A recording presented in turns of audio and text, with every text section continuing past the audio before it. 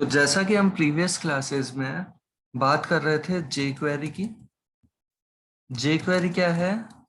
Library of JavaScript. Open library, open source की तरह available library, JavaScript पर based. जैसे आप बस उस फाइल को डाउनलोड करके या किसी तरीके से लिंक करके अपने पेज पे उस फंक्शनैलिटी को काम में ले सकते हो जो जावास्क्रिप्ट का वर्क कर रही थी।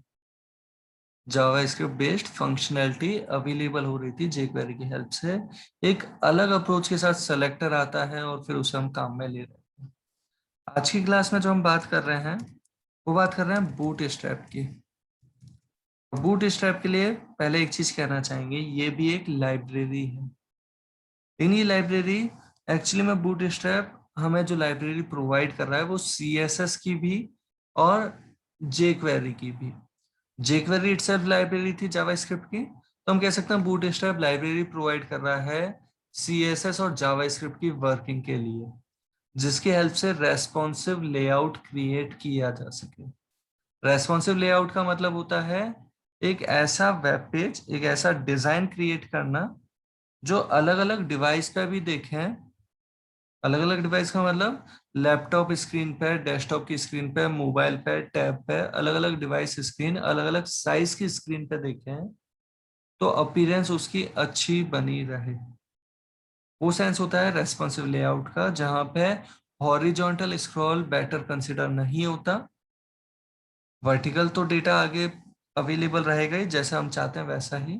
तो वो कॉन्सेप्ट है बूट स्ट्रैप का। लेकिन बूट स्ट्रैप की बात स्टार्ट करने से पहले एक बार हम जो आज की क्लास में पहले बात कर रहे हैं वो बात करते हैं CSS में मीडिया क्वेरी प्रोवाइड करने की। बूटस्ट्रैप की बात करेंगे अभी, लेकिन उससे पहले एक एग्जांपल जो ले रहे हैं वो CSS में मीडिया क्वेरी प्रोवाइड करने का एग्जांपल ले रहे हैं। तो एक बार देखते हैं फिर आगे बात करते हैं। तो हम जो एग्जांपल क्रिएट कर रहे थे अभी, राइट,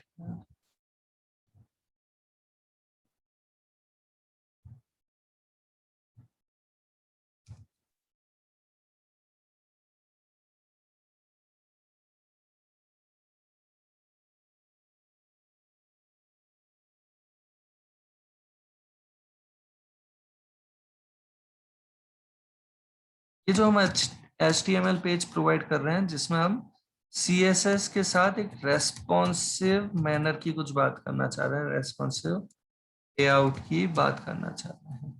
वो कैसी, उसे समझें आराम से। हमने यहाँ एक हेडिंग प्रोवाइड की, दिस इज अ हेडिंग, और इस पर्टिकुलर पेज को हमने कर दिया सेव। पहले अभी इस पर्टिकुलर पेज को, जिसमें केवल और केवल बॉडी सेगमेंट में हेडिंग प्रोवाइड की गई है H1, कोई अलग से CSS नहीं दिया, केवल टाइटल और पेज का स्पेस, बाकी बेसिक फॉर्मेट है। तो दिस इज अ हेडिंग, हमने ये कंटेंट लिख रखा है। इस पेज को ब्राउजर पे ओपन कर रहे हैं। ब्राउजर पे ये पेज कैसा अपीयर हो रहा है आप देख सकते हैं। दिस इज अ हेडिंग यहाँ पे लिखा हुआ आ रहा है। इस पर्टिकुलर ब्राउजर विंडो को अगर हम यहाँ पे रिसाइज करते हैं थोड़ा सा, तो इस केस में ये कैसा दिख रहा है? बिल्कुल वैसा की वैसा ही, जितना साइज था उसका बिल्कुल वैसे ही है, भले इसकी विड्थ हाइट कितनी भी चल रही हो, इस पे ये डिपेंड नहीं कर रहा है। चाहे इसकी हाइट इतनी सी है, चाहे इतनी है, चाहे इसकी विड्थ इतनी सी है, चाहे इसकी विड्थ ज्यादा है, इस पे डिपेंड नहीं कर रहा कि उस पर्टिकुलर जिस विंडो पे हम इसे देख रहे हैं, जिस ब्राउजर विंडो पे, उसकी विड्थ और हाइट पे ये डिपेंड नहीं कर रहा कंटेंट। साथ के साथ एक चीज और यहाँ नोटिस करने की, ये जो कंटेंट है इस कंटेंट को हम देखेंगे लेकिन इंस्पेक्ट एलिमेंट करते हुए। इंस्पेक्ट का ऑप्शन आ रहा है गूगल क्रोम में, जैसे यहाँ इस पर हमने क्लिक किया। क्लिक करने के साथ हमें यहाँ पे ये मोबाइल और टैब का सा आइकन दिख रहा है, टोगल डिवाइस टूल बार, ये हमें विजिबल हो रहा है। इस पर किया हमने क्लिक, होपफुली आप सब देख सकते हैं मोबाइल एंड टैब का सा आइकन ये। इस पर किया हमने क्लिक, क्लिक करते ही हमारे पास ये आ रहा है कि हम कौन सी डिवाइस के रेस्पेक्टिवली इसे देखना चाहते हैं। तो अलग अलग कुछ डिवाइसेस पहले से यहाँ पे अवेलेबल है जिनका साइज होता है उसके रेस्पेक्टिवली हम इसे देख सकते हैं। और ये 100% पे देखना चाह रहे हैं तो बिल्कुल हाँ 100% यहाँ इस तरीके से करते हैं। तो कैसा ये कंटेंट अपीयर हो रहा होगा उस विड्थ उस हाइट पे, वो हम यहाँ पे चेक कर सकते हैं रेस्पॉन्सिव लेआउट को, कभी अगर हमें चेक करना है तो।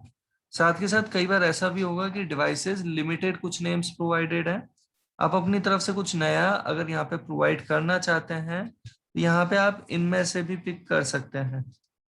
साथ के साथ ऐड कस्टम डिवाइस का भी ऑप्शन मिल रहा है। इनमें से आप पिक कैसे करेंगे, जैसे BlackBerry Z30, इसे अगर पिक किया तो कुछ ऐसा हमने सेलेक्ट बॉक्स पे टिक कर दिया, यहाँ पे हमारे पास ये आ रहा है वो ऑप्शन BlackBerry जो अभी अभी हमने पिक किया था। 100% पे इसे देख सकते हैं, इस तरीके से विजिबल हो रहा है। सिमिलरली यहाँ पे ऐड कस्टम डिवाइस वाले ऑप्शन में डिवाइस का नाम और आप जिस पे रेगुलर चेक करना चाह रहे हो, किसी कंपनी ने अगर स्पेसिफाई कर रखा है कि इस विड्थ और हाइट पे भी चेक करो तो उसके रेस्पेक्टिवली चेक कर सकते हो आप इस पैनल की हेल्प से। बट अभी जो हम बात कर रहे हैं ये सब चीजें तो केवल चेक करने का तरीका रह सकता है कि आप चेक कैसे कर रहे हो, और उसके लिए तो आप एक कोई ओपन वेबसाइट भी आप देख सकते हो। ओपन वेबसाइट मतलब एक ऐसी वेबसाइट जहां पे आप रेस्पॉन्सिवनेस चेक कर सकते हैं। फॉर एग्जांपल गूगल की हमने रेस्पॉन्सिव पेज चेक, और ये जब हमने प्रोवाइड किया तो हमारे पास इस तरीके से आता है जहां पे हम उस वेबसाइट का लाइव वेबसाइट का URL प्रोवाइड करते हैं और वो हमें रिजल्ट लाके प्रोवाइड कर देता है कि ये वेबसाइट अलग अलग डिवाइसेस पे कैसी अपीयर हो रही है। हम यहाँ पे वो पर्टिकुलर लिंक प्रोवाइड करते हैं, उसके रेस्पेक्टिवली आ जाएगा।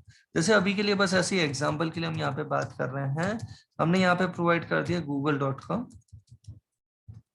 जरूरी नहीं केवल इसी वेबसाइट पे, आप किसी भी वेबसाइट पे चेक कर सकते हैं। तो चेक कर किस चीज को रहे हैं उसकी बात करेंगे, लेकिन हाँ ये कुछ ऐसा अभी अपीयर हो रहा है, आप अपने सिस्टम पे भी ट्राई करना। अभी किसी रीजन से ये फेल हो रहा है, शायद से गूगल वेबसाइट ये सपोर्ट प्रोवाइड नहीं कर रहा, गूगल की तरफ से परमिशन नहीं है चेक करने की, इसलिए हम उसे चेक नहीं कर पा रहे हैं। बट हाँ आप अपनी जब वेबसाइट बनाएंगे तो पॉसिबली आपने परमिशन दे रखी होगी, क्योंकि परमिशन अभी नहीं देने का तरीका तो हम इस कोर्स के ड्यूरेशन में देख भी नहीं रहे, तो आपने परमिशन दे रखी होगी, उसके रेस्पेक्टिवली चेक किया जा सकता है अगर वो वेबसाइट लाइव है तो। बट लाइव नहीं है तो इंस्पेक्ट एलिमेंट में ये जो हमारे पास ऑप्शन आ रहा था टॉगल डिवाइस टूल बार का, इसकी हेल्प से आप चेक कर सकते हो। या फिर एक सिंपल सा तरीका तो कुछ ऐसा भी हो सकता है जहां पे आप जो कंटेंट प्रोवाइड कर रखा है, आपने दे रखा है ये कंटेंट, आप इस तरीके से रिसाइज करते हुए भी चेक कर सकते हो कि इस विड्थ पे कैसा दिख रहा है, इस विड्थ पे कैसा दिख रहा है, एंड सो ऑन। अब जो हम बात कर रहे हैं कंटेंट चेक करना तो एक अलग चीज रहेगी, हम पहले कंटेंट को डिजाइन ऐसा देना चाहते हैं जो अलग अलग विड्थ पे अलग अलग डिजाइन रहे, या अलग अलग हाइट पे अलग अलग डिजाइन रहे। वो पॉसिबल है। कैसे पॉसिबल है, जैसे अगर हम यहाँ पे बात करते हैं इस H1 को हमने कुछ डिजाइन देना चाहा, स्टाइल, होपफुली आपको ध्यान है CSS प्रोवाइड करने का ये तरीका। ये जो हमने तरीका प्रोवाइड कर रखा है CSS प्रोवाइड करने के लिए, इसमें H1 के लिए हमने कुछ प्रोवाइड किया या किसी पर्टिकुलर क्लास दे दी हमने इस H1 को, उस क्लास के लिए भी प्रोवाइड कर सकते हैं। फॉर एग्जांपल हमने क्लास दे दी है माय हेडिंग, एंड इस तरीके से हमने ये जो क्लास प्रोवाइड की इसे हम दे रहे हैं कुछ इस तरीके से डिजाइन माय हेडिंग। कलर हमने दे दिया, जैसे अभी केवल एग्जांपल के लिए हम बात कर रहे हैं, कलर हमने प्रोवाइड कर दिया जैसे ये रेड, और फॉन्ट साइज हमने दे दिया इसका सपोज अभी 22 पिक्सल, ऐसा कुछ हमने ये प्रोवाइड कर दिया। सेव किया, रिफ्रेश किया हमने इस पेज को, ये कुछ ऐसा अपीयर हो रहा है। ये हमने सोचा कि ये तो सबसे स्मॉल स्क्रीन साइज पे ऐसा रहे, सबसे स्मॉल स्क्रीन साइज पे कुछ ऐसा ये अवेलेबल रहे। जैसे इसकी विड्थ थोड़ी सी ज्यादा करते हैं, अच्छा विड्थ अगर हम इस तरीके से देख रहे हैं तो विड्थ हम कैसे देख सकते हैं यहाँ पे वो समझें। जब हम इसे एक्सपेंड कर रहे हैं इंस्पेक्ट एलिमेंट ओपन करने के बाद, तो यहाँ आपके टॉप राइट कॉर्नर पे कुछ आपको डेटा दिखाई देगा, वो उसकी विड्थ और हाइट को रिप्रेजेंट कर रहा होगा। जैसे अभी 334 तो हाइट फिक्स बनी हुई है, जबकि विड्थ चेंज हो रही है 500 से लेके आगे इंक्रीज होती जा रही है। हम चाहते हैं ये विड्थ 500 तक जो है ये एज इट इज है, हम चाहते हैं ये 700 तक एज इट इज बनी रहे सपोज, या एक बार को 600 तक यही बनी रहे, लेकिन 600 और उससे ज्यादा के लिए हम कुछ और डिजाइन देना चाहते हैं इस पर्टिकुलर सेलेक्टर पे।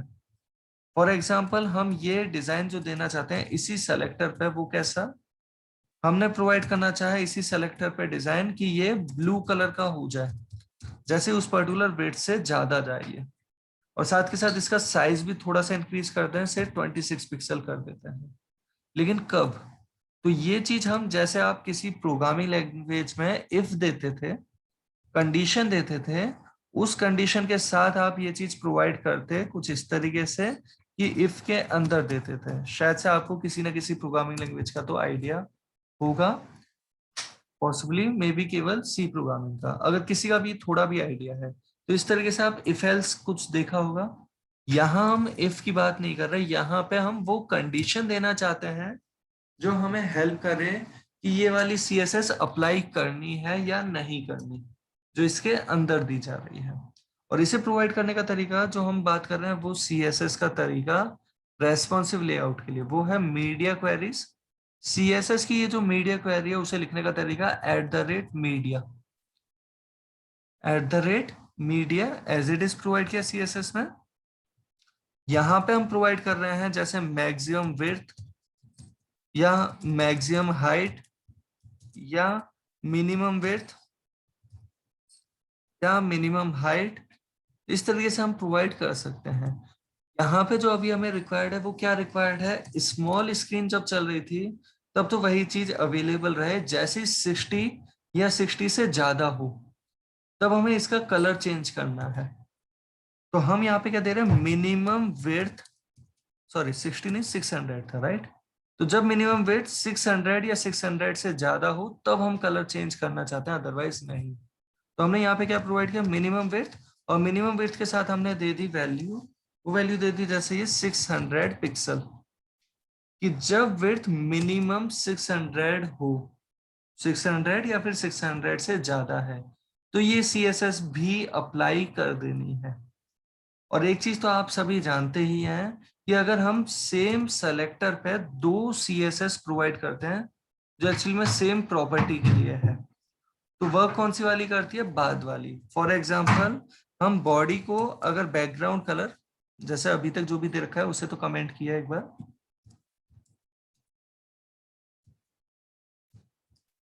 ये जो हमारे पास बॉडी अवेलेबल है टैग, उस पर्टिकुलर को हम बैकग्राउंड कलर प्रोवाइड करते हैं, सपोज पहले तो ब्लू, फिर प्रोवाइड कर देते हैं बैकग्राउंड कलर और सपोज दे दिया हमने रेड। तो अप्लाई कौन सी वाली होगी, बाद वाली। सेव किया, रिफ्रेश किया हमने इसे, तो कौन सा अप्लाई हो रहा है, बैकग्राउंड कलर रेड। कुछ इस तरीके से अपियर हो रहा है। और साथ के साथ ऐसा भी आप देख सकते हैं कि अगर बॉडी टैग फिर से स्पेसिफाई करते हुए बॉडी सेलेक्टर के लिए CSS इस तरीके से देते हैं, हम वापस से वही चीज, पहले ब्लू दे रखा है, यहाँ पे हमने ग्रीन दे दिया, तो कौन सा वाला कलर अप्लाई होगा, ग्रीन वाला। ये देख सकते हैं आप सभी। सेम सेलेक्टर को अगर बार बार कुछ CSS दिया जाएगा तो कौन सा अप्लाई होगा, बाद वाला। अब यहाँ पे हमने कर क्या रखा है उसे समझें। जैसा अभी ये हम प्रोवाइड कर रहे थे, बॉडी को 2 बार अगर बैकग्राउंड कलर देते हैं, बाद वाला अप्लाई हो रहा था। अब हम यहाँ पे जो बात कर रहे हैं वो क्या, कि अगर हमने यहाँ पे लाइन नंबर 6 पे ये जो माई हेडिंग के लिए CSS प्रोवाइड करके, जिसमें कलर भी है फॉन्ट साइज भी है, और हम फिर से माई हेडिंग को कलर और फॉन्ट साइज दोनों चीज प्रोवाइड कर रहे हैं, सेम सेलेक्टर को फिर से हम CSS रूल्स प्रोवाइड कर रहे हैं सेम प्रॉपर्टी वाले, तो कौन सा वाला वर्क करेगा, बाद वाला, जो बाद में मिलेगा वो। लेकिन ये बाद वाली चीज कब मिलेगी, जब मिनिमम विड्थ 600 होगी। तो जब 600 से कम है, सपोज 500 है, तो एक तरीके से ये पूरा है ही नहीं, ये अवेलेबल ही नहीं हुआ। और ये अगर अवेलेबल ही नहीं हुआ 600 से कम के लिए, तो कलर रहेगा रेड, फॉन्ट साइज रहेगा 22 पिक्सल। लेकिन जहां पे ये 600 या 600 से ज्यादा पे आता है, ये क्या कह रहे हैं, मिनिमम वेट 600 होनी चाहिए, और उस केस में ये 600 और उससे ज्यादा के लिए ये चीज भी आ जाएगी, और ये तो डायरेक्टली अवेलेबल था ही। तो इस केस में दोनों चीज जब अप्लाई हो रही होगी तो वर्क कौन सा वाला कर रहा होगा, तो अगर हमने यहाँ पे कलर वापस से दे दिया तो बाद वाला वर्क करेगा, फॉन्ट साइज भी वापस से दे दिया तो बाद वाला वर्क करेगा। बट अगर हमने कुछ ऐसी चीज दे रखी है, फॉर एग्जाम्पल हमने यहाँ पे दे रखा है टेक्स्ट डेकोरेशन, टेक्स्ट डेकोरेशन दे रखा है हमने अंडरलाइन, तो इस केस में अगर हमने इसे ओवरराइट किया ही नहीं दोबारा से, तो ये अपना वर्क करता रहेगा। ये जो कैस्केडिंग वाला मैनर होता है, कैस्केडिंग स्टाइल शीट वाला, कि सेम सेलेक्टर के लिए कलर रेड स्पेसिफाई किया और फिर कलर ब्लू स्पेसिफाई किया, तो अप्लाई होगा बाद वाला। लेकिन टेक्स्ट डेकोरेशन दिया था और दोबारा से दिया ही नहीं, तो जो पहले का मिला है वही वर्क कर रहा होगा। इस तरीके का हमने ये प्रोवाइड किया, सेव किया, और इस चीज को ब्राउजर पे हम जो चेक कर रहे थे रिफ्रेश किया। ये कैसा आ रहा है, रेड कलर का, कुछ इस तरीके का कलर हमने जानबूझ के दिया जिससे आपको नोटिस हो सके कि कौन सी वाली चीज वर्क कर रही है। कलर रेड है, 22 पिक्सल है, अंडरलाइन अवेलेबल है। होपफुली आप सभी को ये विजिबल है। जैसे हम इस पर्टिकुलर को रिसाइज करते हुए इसकी विड्थ अभी है 581, थोड़ा और बढ़ाया 590 तक हम पहुंच रहे हैं, 591।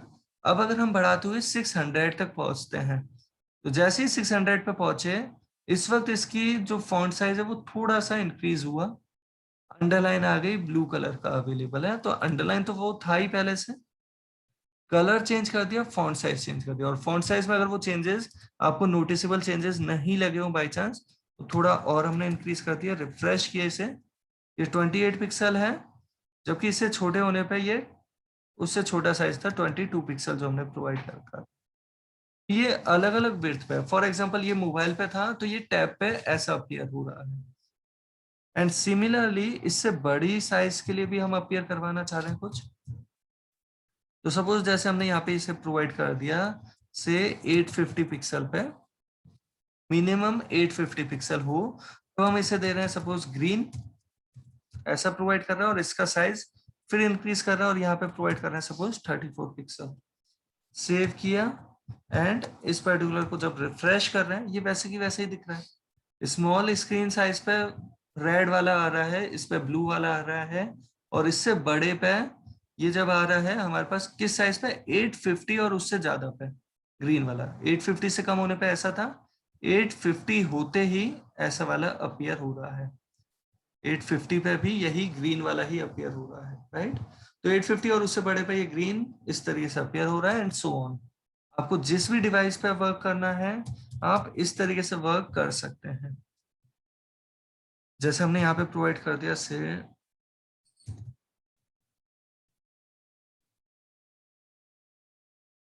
ये दे दिया हमने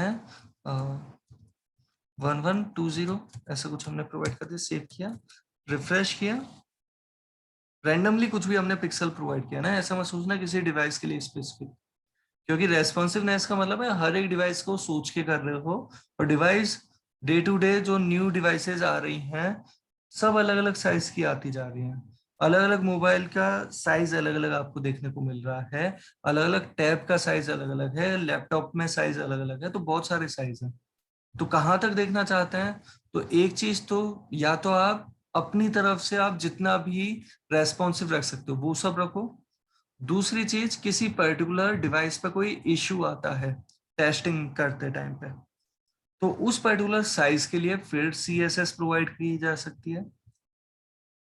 और तीसरी चीज, अगर क्लाइंट की तरफ से ही स्पेसिफाइड है जिसके लिए आप वेबसाइट बना रहे हो, जिसकी वेबसाइट बना रहे हो एक्चुअली, उसकी तरफ से ही प्रोवाइडेड है। जैसे कोई रेस्टोरेंट का ओनर है या कोई कंपनी का ओनर है जो अपनी वेबसाइट आपसे बनवा रहे हैं, तो इस केस में अगर वो ही कह देते हैं कि इस विड्थ के लिए ध्यान रखते हुए बनाओ, या इस पर्टिकुलर डिवाइस के लिए, तो उसे ध्यान में रखते हुए आप पूरा बना सकते हैं। हमेशा 100% एफिशिएंट के पीछे तो नहीं जाया जा सकता, बट हाँ अपनी तरफ से कोशिश की जा सकती है कि मैक्सिमम डिवाइसेस पे वो बेटर अपीयरेंस लेके आए। एंड ये ग्रीन था जैसे, अब ये हो गया मैजेंटा कलर, और फॉन्ट साइज थोड़ा और बढ़ गया है। इससे छोटा होने पे फॉन्ट साइज छोटा हुआ ग्रीन कलर, और छोटा होने पे ब्लू हुआ, एंड और छोटा होने पे ये रेड हुआ है। एंड होपफुली आपको अगर इस चीज का आइडिया लग गया तो मतलब आपको रेस्पॉन्सिव लेआउट जो क्रिएट करना है उसमें एक चीज तो पता चल गई होगी कि रेस्पॉन्सिव लेआउट ऐसी चीज नहीं है कि अपने आप ही क्रिएट हो जाता है। मेहनत तो बहुत चाहिए होगी उसमें। आप अलग अलग साइज पे देखोगे कि इस हेडिंग का साइज इस डिवाइस पे इस बिट पे सही दिख रहा है या नहीं दिख रहा, तो साइज चेंज कर सकते हो आप, कलर चेंज कर सकते हो, हेडिंग का, पैराग्राफ का, लिस्ट का, इमेज का, जिस भी चीज का आपको करना है उन सब चीजों का। तो इस तरीके से ये प्रोवाइड किया जाता है। और साथ के साथ एक और एग्जांपल हम देखते हैं। इस फाइल को हमने कॉपी पेस्ट किया, पर जो हम एग्जांपल प्रोवाइड कर रहे हैं वो कुछ उल्टे तरीके से। वो तरीका क्या? अभी जो हमने पहले जो देखा था ये एग्जांपल, इसमें हमने सबसे पहले स्मॉल डिवाइस को फोकस किया था, टू लार्ज स्क्रीन तरीके से हमने डिस्कस किया। यही चीज लार्ज टू स्मॉल स्क्रीन के लिए अगर सोच रहे होते तो सोचने का तरीका पॉसिबली ऐसा रहा होता कि सबसे पहले बड़ी स्क्रीन के लिए सोच रहे हैं। बड़ी स्क्रीन के लिए जैसे अभी हम यहाँ पे बात कर रहे हैं, सबसे बड़ी स्क्रीन के लिए हम प्रोवाइड कर रहे थे कुछ ऐसा, जहां पे हम कलर प्रोवाइड करना चाहते हैं, फॉन्ट साइज प्रोवाइड करना चाहते हैं, वो हमने प्रोवाइड कर दिया। जैसा भी हम देना चाहते हैं वो सब चीजें हमने दे दी कुछ इस तरीके से। और जैसे ही हमने प्रोवाइड कर दिया, इसके बाद बड़ी स्क्रीन पर ही अगर हम अंडरलाइन भी देना चाह रहे हैं तो बिल्कुल टेक्स्ट डेकोरेशन भी इसी को दे दिया। सबसे पहले जहां पे हमें चाहिए ना वो चेंज, वहां पे हम वो चेंज प्रोवाइड कर देंगे। जैसे यहाँ पे अंडरलाइन एकदम स्टार्टिंग में दे दिया, इससे पहले वाले में भी एकदम स्टार्टिंग में दे दिया। ये स्मॉल टू लार्ज वाले मैनर में हमने प्रोवाइड की थी CSS, ये लार्ज टू स्मॉल वाले मैनर में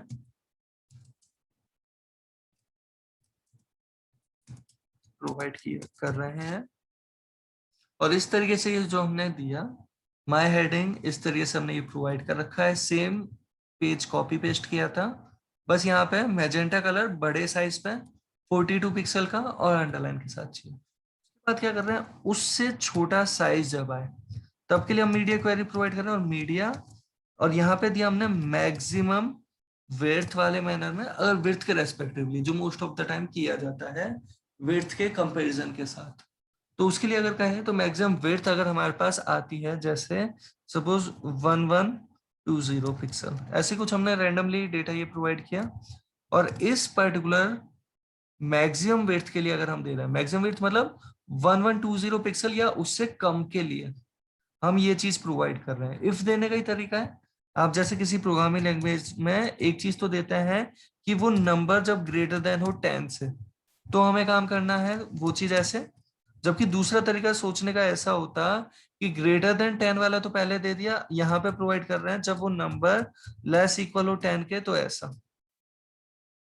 सोचने का ही तरीका अलग होने की बात कर रहे हैं, आप कैसे सोच रहे हो। आप अगर स्मॉल टू लार्ज स्क्रीन पे जा रहे हैं, वो हमने पहले देखा था, लार्ज टू स्मॉल स्क्रीन पे आ रहे हैं, तो मिनिमम विड्थ की जगह मैक्सिमम विड्थ हम काम में ले रहे हैं। और लार्ज टू स्मॉल मतलब सबसे लार्ज जो एकदम हमें पता ही नहीं है, एकदम मैक्सिमम साइज जितना भी है, उसके लिए ये प्रोवाइड कर दिया। जब 1120 और उससे कम की बात आ रही है, उसके लिए यहाँ पे प्रोवाइड कर देंगे एंड सो ऑन। जैसे हमने ये प्रोवाइड क्या कर दिया, एक बार यहाँ से हम कॉपी कर लेते हैं ये चीज।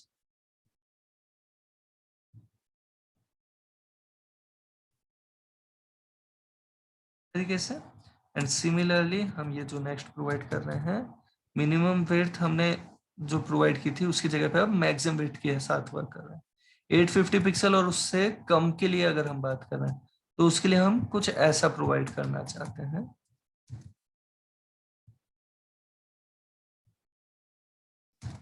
एंड सिमिलरली आगे दे सकते हैं। होपफुली आपको आइडिया लग रहा होगा। एंड इस तरीके से ये जो हम प्रोवाइड कर रहे हैं ये कैसे वर्क कर रहा है, अभी तक का ही हम इतना ही सेव करके देख लेते हैं एक बार। अभी तो आप अलग अलग स्क्रीन साइज के साथ दे सकते हैं, जैसे यही हम 600 के साथ भी दे देते हैं, तो कैसे वो देख लेते हैं। तो सेम हमने कॉपी पेस्ट एंड 600 और उससे स्मॉल साइज के लिए कुछ ऐसा हम ये प्रोवाइड कर रहे हैं।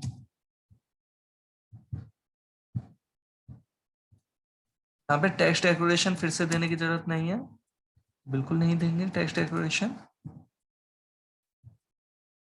तरीके से हमने ये प्रोवाइड किया 600 और उससे कम के लिए।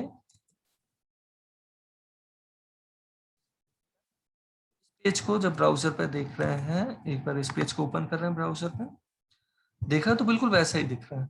बस डिफरेंस इतना सा है, इस बार हमने बड़ी स्क्रीन का पहले इंप्लीमेंट किया है, फिर उससे छोटी स्क्रीन के रेस्पेक्टिवली। मतलब सबसे बड़ी स्क्रीन ऐसी थी, उससे छोटी के लिए प्रोवाइड किया, उससे छोटी के लिए, उससे छोटी के लिए। एंड होपफुली यहाँ पे अगर आप ध्यान से देखें, इस पर्टिकुलर पे जब हम इंस्पेक्ट एलिमेंट कर रहे हैं इंस्पेक्ट एलिमेंट करने पे यहाँ पे जो दिखाई दे रहा है माय हेडिंग के लिए, वो कलर कौन सा दिख रहा है, फॉन्ट साइज कौन सा और टेक्स्ट डेकोरेशन विजिबल है, ये यही हमारे दी हुई CSS विजिबल हो रही है, बाकी तो वो ब्राउजर की गिफ्टेड CSS है। हमारी दी हुई तो केवल इतनी सी दिख रही है। लेकिन जब हम इस स्क्रीन साइज को रिसाइज जैसे ही हम कर रहे हैं और रिसाइज करते हुए हम पहुंचे जब एक चेंज पे, कहाँ आ रहा है ये चेंज, तो जैसे ये ग्रीन में चेंज हुआ, तो ध्यान से देखें इस पर्टिकुलर मैक्सिमम विड्थ के रेस्पेक्टिवली ये आया है, और ये पहले जो अवेलेबल था उनमें से ये ओवरराइट होने के कारण हट गया। अगर ये चीज नहीं आई होती, सपोज ये फॉन्ट साइज नहीं आया होता, तो फॉन्ट साइज वही वाला अप्लाई हो रहा होता। और फॉन्ट साइज तो आया लेकिन ये कलर नहीं आया होता, तो कलर वही वाला अप्लाई हो रहा होता। और दोनों चीज आई तो वो ओवरराइट होने के कारण हट गया है। एंड सिमिलरली आगे जब हम बढ़ते हैं, तो इस केस में जब यहाँ पे हमारे पास और भी कलर चेंज हुआ, इसे अगर हम थोड़ा ध्यान से देखें तो यहाँ ब्लू कलर आ गया, स्क्रॉल करके आपको विजिबल करवाएं। इससे पहले ग्रीन था जो ओवरराइट के कारण रिमूव हो गया, इससे पहले मैजेंटा था तो ओवरराइट के कारण रिमूव हो गया, एंड सो ऑन। इस तरीके से ये सबके लिए आप देख सकते हैं।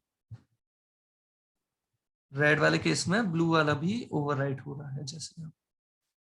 जबकि यहीं हम इस पहले पेज को अगर देखें, ये जो हमारा पेज अवेलेबल था, इसे अगर इंस्पेक्ट एलिमेंट के साथ देख रहे हैं, इंस्पेक्ट एलिमेंट भी इस हेडिंग के लिए कर देता है।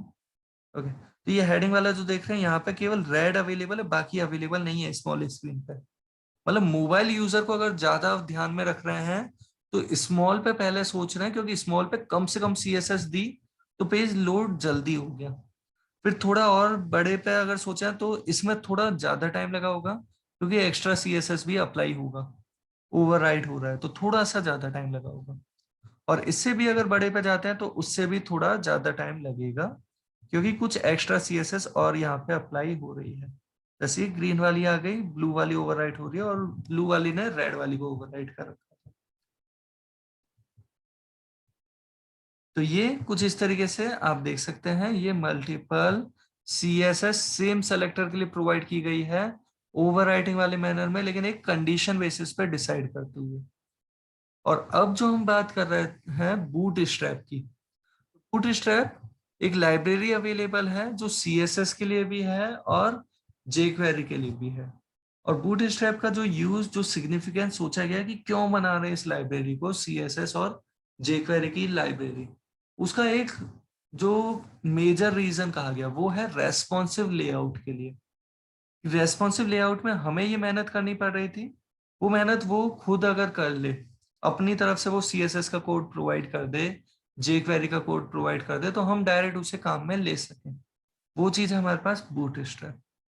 और बूट स्ट्रैप वर्क करती है, जैसे अभी हमने दो अलग अलग अप्रोचेस देखी, एक अप्रोच स्मॉल टू लार्ज वाली और एक लार्ज टू स्मॉल वाली। बूट स्ट्रैप वर्क करती है स्मॉल टू लार्ज वाले मैनर में, जिसे मोबाइल फर्स्ट अप्रोच भी कह सकते हैं। Mobile first approach, mobile first method, कि पहले मोबाइल को ध्यान में रखो, उसके बाद उससे बड़ी डिवाइसेस की तरफ जा रहे हैं। क्योंकि आज के टाइम में वेबसाइट को यूज में लेने वाले ज्यादातर यूजर मोबाइल के थ्रू यूज में ले रहे होते हैं। नो डाउट लैपटॉप कंप्यूटर से भी ले रहे हैं, बट मोबाइल से भी काफी यूजर्स यूज में ले रहे हैं। तो इसलिए मोबाइल वालों को ज्यादा ध्यान में रखते हुए क्रिएट किया गया कॉन्सेप्ट होगा बूट स्ट्रैप में। हम चाह रहे हैं तो हम दोनों में से कोई सी भी अप्रोच काम में ले सकते हैं, हम अगर क्रिएट कर रहे हैं अपनी CSS तो। लेकिन अगर हम बूट स्ट्रैप की CSS को अप्लाई करना चाहते हैं तो हमें आइडिया रहे कि वो CSS पहले मोबाइल वाली स्क्रीन को टारगेट करती है, फिर उससे बड़ी स्क्रीन को। और सपोज करो ये पूरा CSS का कोड जो अभी हमने यहाँ पे प्रोवाइड कर रखा है, इस पूरे पेज को हम कॉपी कर रहे हैं, पेस्ट किया, इस पूरे कोड को अगर हमने किसी अलग फाइल में सेव कर दिया होता, ये जो भी हमारा CSS का कोड था ये पूरा हमने अलग फाइल में अगर सेव कर दिया, जैसे वो अलग फाइल हमने यहाँ प्रोवाइड कर दी, पूरा की पूरा कोड हमने यहाँ पे वो प्रोवाइड कर दिया जैसा अभी हम चाहते थे, इसे सेव कर दिया, सपोज माई नाम दे दिया अभी ऐसे, तो माई स्टाइल 1.css नाम से अगर हमने इस फाइल को सेव कर दिया जिसमें CSS अवेलेबल है, इस फाइल को अपने पेज पे हम कैसे काम में लेते हैं वो होपफुली आपको ध्यान होगा। कैसे हम एक्सटर्नल सीएसएस प्रोवाइड करते हैं, उसके लिए स्टाइल टैग नहीं, उसके लिए लिंक टैग काम में लिया जाता है। लिंक टैग जिसमें रिलेशन स्टाइल शीट बताते हैं। टाइप बताना ऑप्शनल है, जैसे स्टाइल टैग में भी दे रहे थे टाइप टेक्स्ट सीएसएस। एचआरएफ में बता दिया हमने उस फाइल का नेम, वो फाइल सेम फोल्डर में प्रोवाइड किया हमने, तो इसका नाम दे दिया हमने my style one dot C S S. इस तरीके से हमने प्रोवाइड किया, सेम वही फाइल हमने यहाँ पे लिंक कर ली। डिफरेंस इतना सा रहा कि वो फाइल हमने अलग सेव कर रखी है, सीएसएस का कोड अलग है, हम केवल उस फाइल को अपने इस पेज पे काम में ले रहे हैं। सेव किया हमने इसे, पेज को देखें तो वर्क बिल्कुल वैसा ही कर रहा है जैसा P1 वाला पेज वर्क कर रहा था, क्योंकि डिजाइन तो वही मिला है, बस सेम पेज पे नहीं अलग फाइल से मिल रहा है। ये बिल्कुल वैसे ही वर्क कर रहा है। स्मॉल स्क्रीन पे अगर आते हैं तो ग्रीन आ जाएगा, एंड फिर उससे स्मॉल पे ब्लू, उससे स्मॉल पे रेड। फॉन्ट साइज भी आप चेंज होते हुए नोटिस कर सकते हैं। तो अलग अलग स्क्रीन साइज के रेस्पेक्टिवली ये हमें विजिबल हो रहा है, अलग अलग विंडो साइज के रेस्पेक्टिवली। तो यहाँ पे ये फाइल अभी हमने बनाई थी, उसे लिंक किया। हम अगर किसी और की बनी बनाई फाइल को अपने पेज पे लिंक करना चाहते हैं तो करने का तरीका क्या होगा, बिल्कुल यही लिंक टैग, बस उस फाइल को हम यहाँ पे लिंक करेंगे। वो फाइल, उसका डायरेक्ट हम सीडीएन प्रोवाइड कर सकते हैं, कंटेंट डिलीवरी नेटवर्क, मतलब एक एक्सटर्नल वेबसाइट वाली अप्रोच में, या फिर हम उस फाइल को डाउनलोड करके भी काम में ले सकते हैं। तो एक काम कर रहे हैं हम, अब आगे जो क्रिएट कर रहे हैं सेम इसी पेज की हम कॉपी क्रिएट कर रहे हैं, कर दो ना पहले। ये जो हम पेज क्रिएट कर रहे हैं इस पेज को हम सेव करते हैं एक अलग फोल्डर क्रिएट करते हुए, एंड से इस फोल्डर का नाम दे दिया बूट स्ट्रैप बेसिक्स। एंड इस तरीके से हमने पेज सेव किया। ये p1.html, बस p1.html में जो हम लिंक देना चाह रहे हैं वो माई स्टाइल 1.css का नहीं। किस फाइल का, तो बूट स्ट्रैप की फाइल कैसे लेके आए, जैसे jQuery की लेके आए थे, सिंपल वही तरीका। बूट स्ट्रैप सर्च किया, बूट स्ट्रैप लेटेस्ट आप ले सकते हैं यहाँ से, बूट स्ट्रैप 5 अवेलेबल हो चुका है अगर तो उसे, अदरवाइज बूट स्ट्रैप 4 इससे पहले का जो अवेलेबल है उसे आप काम में ले सकते हैं। डायरेक्ट यहाँ डाउनलोड का ऑप्शन दिख रहा है, इस पर जा सकते हैं, या वेबसाइट ओपन कर रहे हैं तो डाउनलोड का ऑप्शन मिल जाएगा। यहाँ हम डाउनलोड पे आते हैं, हमारे पास जो ऑप्शन आ रहा है वो किसका, हम CSS वाले बंडल को लेना चाह रहे हैं या जावास्क्रिप्ट वाले, वो हम यहाँ से पिक कर सकते हैं। और यहाँ पे जो हमारे पास अवेलेबल हो रहा है कोड, उन्हें डाउनलोड करने के लिए सीधे ये डाउनलोड का बटन अवेलेबल है, इस पर हमने क्लिक किया। Compiled CSS and JS, compiled वाले मैनर में अगर हम बात करें तो बात ऐसी कि वो जो डेटा हमारे पास अवेलेबल होगा वो फाइल के अंदर, उस फाइल के अंदर कुछ एक्स्ट्रा स्पेस टैब एंटर जो हम देते थे यहाँ इस पर्टिकुलर फाइल को क्रिएट करते टाइम, जैसे हमने दिए, ये दिया हमने टैब, ये नहीं दिया अगर ऐसे लिख दिया होता, तो आप समझ सकते हैं ये चीज क्या की है, केवल और केवल उस फाइल को छोटा रखने की कोशिश की गई है जिससे लोडिंग उसकी फास्ट रहे, वेब पेज पे वो जल्दी से लोड हो जाए। तो एक्स्ट्रा स्पेस टैब एंटर सबको रिमूव करके प्रोवाइड करना मिनिफाइड फॉर्मेट वाला, कंप्रेस्ड फॉर्मेट वाला वर्क है। वो वर्क हम काम में ले सकते हैं क्योंकि हमें वो डिजाइन बूटस्ट्रैप की फाइल को नहीं करना, बूटस्ट्रैप की फाइल से अपने वेब पेज को डिजाइन करना है। और इस केस में ये जो हमारे पास डाउनलोड हुआ है इस पर्टिकुलर को हम देखते हैं, इसे यहाँ से तो हमने कट किया और लेके आ रहे हैं हम उस फोल्डर में जहां पे हमारी ये फाइल हमने सेव कर रखी है। सॉरी, कौन सी फाइल, बूटस्ट्रैप वाली फाइल जो हम क्रिएट कर रहे हैं, दिस वन। ये बूटस्ट्रैप वाले फोल्डर में हम क्रिएट कर रहे हैं इस फाइल को, जहां सेव किया P1 वाली फाइल को, उसी पर्टिकुलर पोजीशन पे हमने इसे भी अभी प्रोवाइड कर दिया। बट हमें यहाँ पे क्या करना है, ये तो जिप फाइल है, पहले एक्सट्रैक्ट करेंगे। ये जिप फाइल आई है जिसके अंदर बहुत सी फाइल्स अवेलेबल है, एक्सट्रैक्ट किया हमने यहाँ पे, एंड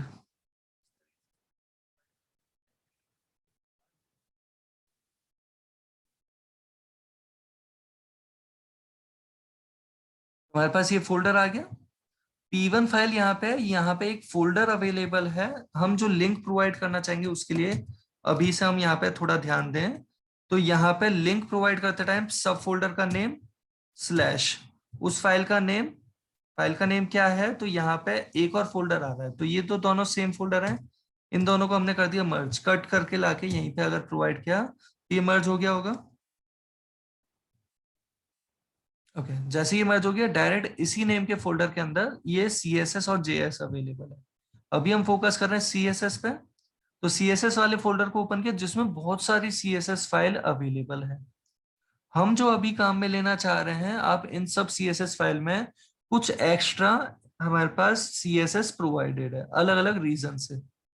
अभी जो हम यहाँ पे काम में लेना चाह रहे हैं वो केवल बूटस्ट्रैप वाली फाइल, या तो डायरेक्ट bootstrap.css काम में ले लो, जो कैसी अवेलेबल है वो इस तरीके से अवेलेबल है कि आप उसे रीड कर सकते हैं पूरे को। आप पूरे को इस तरीके से आप इजीली रीड कर सकते हो, वही एंटर टैब वाले मैनर में अवेलेबल है। जबकि यहीं हम दूसरी फाइल देख रहे हैं bootstrap.min, मिनिफाइड फॉर्मेट में अवेलेबल फाइल है। सेम वही फाइल जो इस तरीके से थी, वही फाइल बिना स्पेस टैब एंटर दिए हुए इस तरीके से अवेलेबल है, जहां पे एक ही लाइन के अंदर ये पूरा आगे का कोड प्रोवाइड कर दिया गया है। जितनी भी CSS देनी थी पूरी CSS दे दी गई है। और ये जो अभी हमें प्रोवाइड किया गया है इस केस में ये कैसे वर्क कर रहा है, तो ये हमने लिंक कर दिया इस पेज पे। कैसे, तो वापस से एक बार फोकस करते हैं। हम यहाँ था P1 फोल्डर, उसके अंदर ये फोल्डर आया सब फोल्डर, उसके अंदर CSS फोल्डर, और CSS फोल्डर के अंदर ये फाइल हम लिंक करना चाहते हैं। तो यहाँ कैसे प्रोवाइड कर रहे हैं आप जानते ही हैं, पाथ प्रोवाइड करने का तरीका बिल्कुल उसी तरीके से हमने ये प्रोवाइड कर दिया। .css जरूर दे देना, इस तरीके से दिया, सेव कर दिया। अब आगे हम इस CSS को अपने पेज पे काम में ले सकते हैं। कैसे काम में लेंगे उसकी बात करेंगे हम नेक्स्ट क्लास में। ये लिंक हो चुका है, हम इसे ब्राउजर पे ओपन कर रहे हैं तो कुछ ऐसा ही अपीयर हो रहा है। हेडिंग का डिजाइन चेंज दिख रहा होगा होपफुली आप सभी को। और इस केस में ये फॉन्ट फैमिली अपने आप मिली है, और ये थोड़ा बहुत साइज में अगर चेंजेस आपको विजिबल हुए हो तो आइडिया लग रहा होगा ये चेंजेस हमने नहीं किए, अपने आप हेडिंग थोड़ी सी छोटी हो रही है, अगर आप में से किसी को वो नोटिस हो पा रहा है तो। ठीक, और ये मोबाइल फर्स्ट अप्रोच पे इम्प्लीमेंटेड है।